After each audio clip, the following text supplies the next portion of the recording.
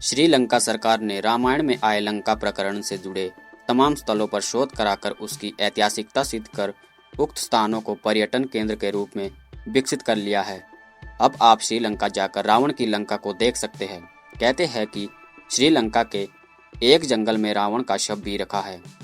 वेरांगटोक, नुआरा एलिया पर्वत, सीता एलिया, रावण एल्ला और रैंगला के घने जंगल आदि कुछ ऐसे स्थान हैं जो रामायण काल से जुड़े हुए हैं। माली, सुमाली और माल्यवान।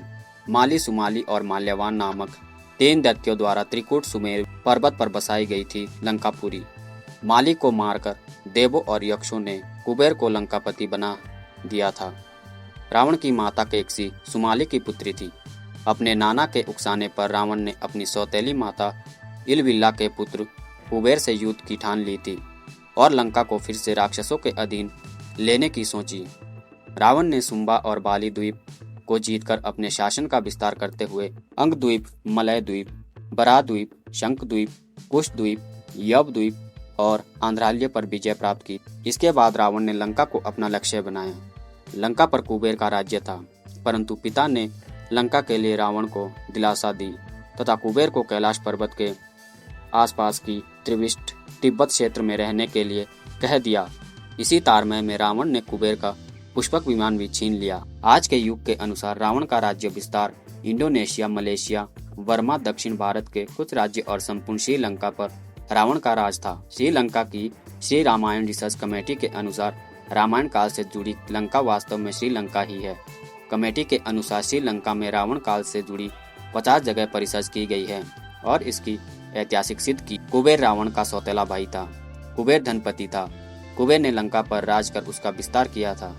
रावण ने कुबेर से लंका को हड़प कर उस पर अपना शासन कायम किया। ऐसा माना जाता है कि लंका को भगवान शिव ने बसाया था।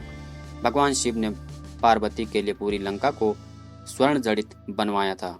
नमस्कार दोस्तों, स्वागत है आपका कृष्णवाणी चैनल में। तो दोस्तों, आज हम इस वीडियो में बात करेंगे कि लंका का निर्माण कैसे किया था भगवान शिव ने माता पार्वती के लिए और कैसे भगवान शिव ने रावण को लंका प्रदान की। एक बार माता पार्वती को महसूस किया कि महादेव तो देवों के देव है। सारे देव तो सुंदर महल में रहते हैं, लेकिन देवादि देव शमशान में, इससे तो देव की प्रतिष्ठा भी बिगड़ती है। उन्होंने महादेव से हट किया कि आपको भी महल में रहना चाहिए। आपका महल तो इंद्र के महल से भी उत्तम और भव्य होना चाहिए। उन्होंने जिद पकड़ की अब ऐसा महल चाहिए जो तीनों लोकों में किसी के पास न हो। महादेव ने समझा कि हम तो ठहरे योगी, महल में तो चैन ही नहीं पड़ेगा। महल में रहने से बड़े नियम विधान होते हैं। मस्त मौला घोड़ों के लिए महल उचित नहीं है। परंतु देवी का यह तर्क अपनी जगह पर कायम था कि देव यदि महल में रहते हैं तो महादेव क्यों शमशान में और बर्फ की चट्टानों पर। महादेव को झुकना पड़ा। उन्होंने विश्वकर्मा जी को बुलाया। उन्हें ऐसा महल बनाने को कहा जिसकी सुंदरता की बराबरी का महल त्रिभुवन में कहीं भी ना हो। वह ना तो धरती पर हो और ना पाताल में। विश्वकर्मा जी जगह की खोज करने लगे। उन्हें एक ऐसी जगह दिखाई दी जो चारों ओर से पानी से ढकी हुई है और बीच में सुंदर 3 पहाड़ दिख रहे थे। उस पहाड़ पर तरह तरह के फूल और वनस्पति थे। यह लंका थी। विश्वकर्मा जी ने माता पार्वती को उसके बारे में बतलाया तो माता प्रसन्न हो गई और एक विशाल नगर के निर्माण का आदेश दे दिया।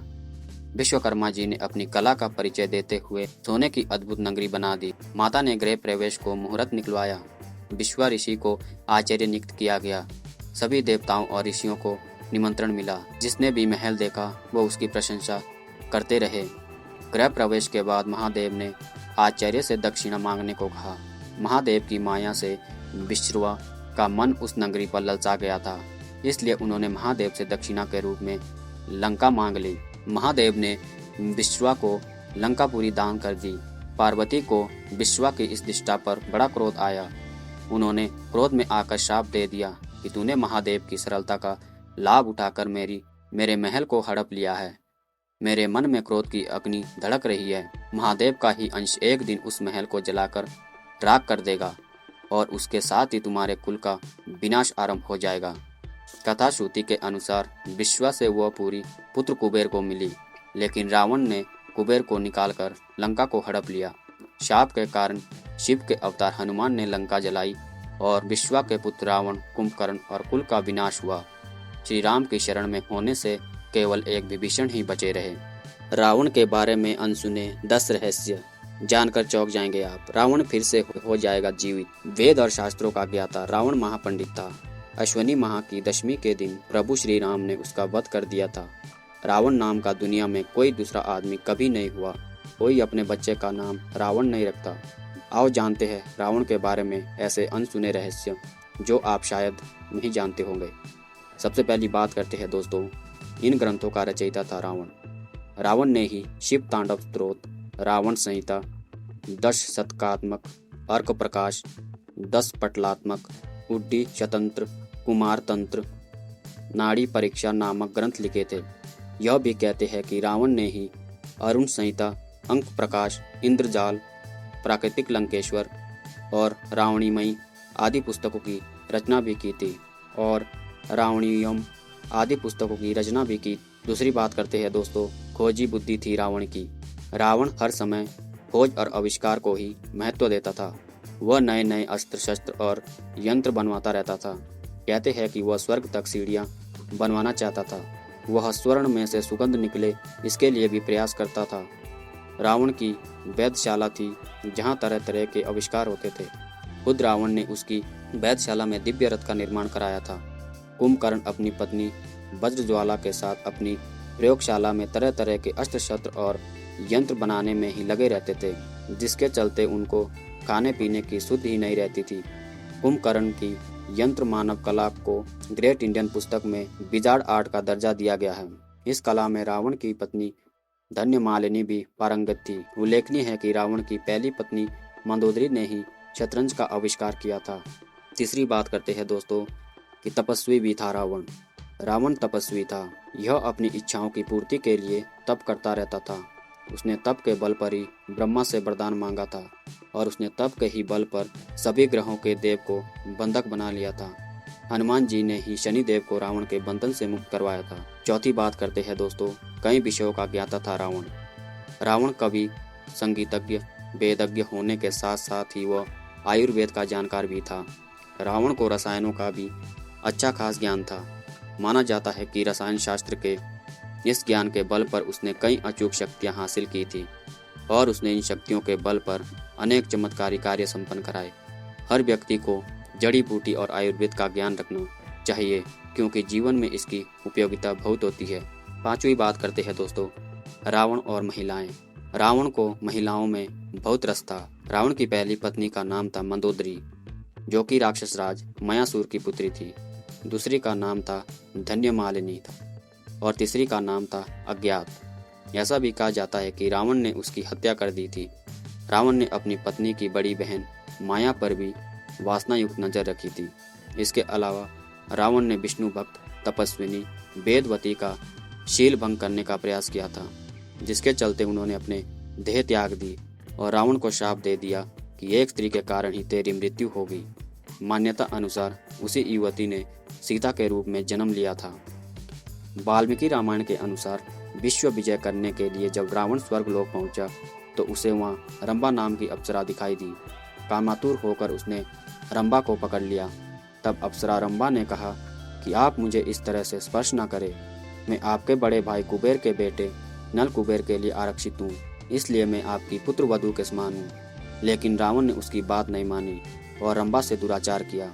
यह बात जब नल कुबेर को पता चली तो उसने रावण को शाप दिया कि आज के बाद रावण बिना किसी स्त्री की इच्छा के उसको स्पर्श नहीं कर पाएगा। यदि करेगा तो उसका मस्तक 100 टुकड़ों में बनकर नष्ट हो जाएगा। छठी बात करते हैं दोस्तों, रावण का शव। अगस्त 1971 में एक बौद्ध भिक्षु ने दावा किया था कि एक पर्वत शिखर पर बने सुदृढ़ किले में रावण का शव अपनी पूर्व अवस्था में अब भी सुरक्षित रखा हुआ है।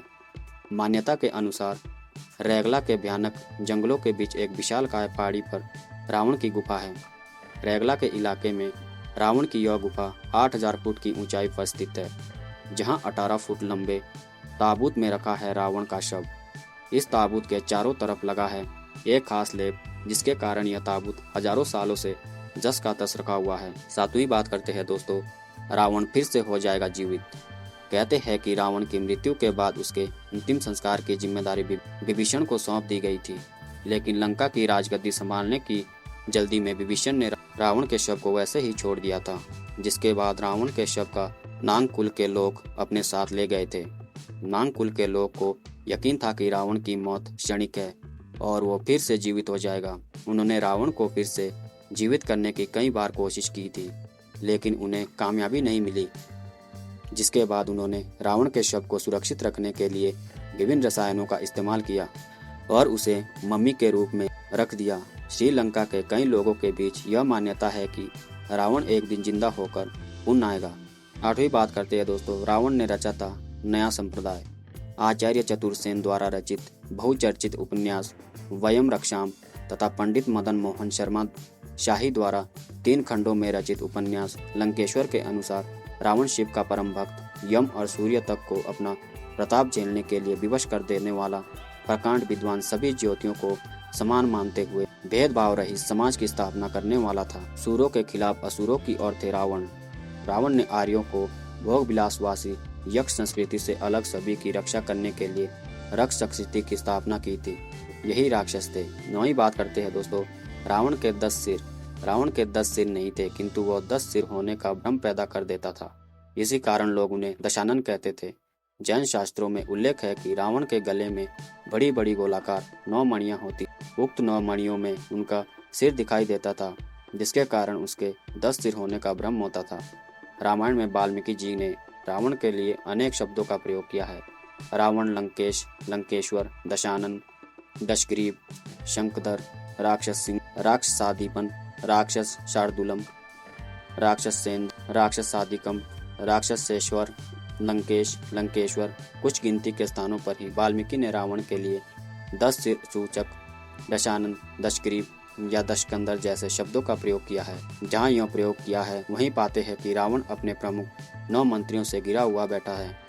तलब यह कि 9 रत्नों परंपरा रावण से शुरू होती है, सम्राट अशोक तक चलती है और बाद में तुर्क बादशाह अकबर इसे अपनाता है। 10वीं बात करते हैं दोस्तों, रावण चारों वेदों का ज्ञाता था।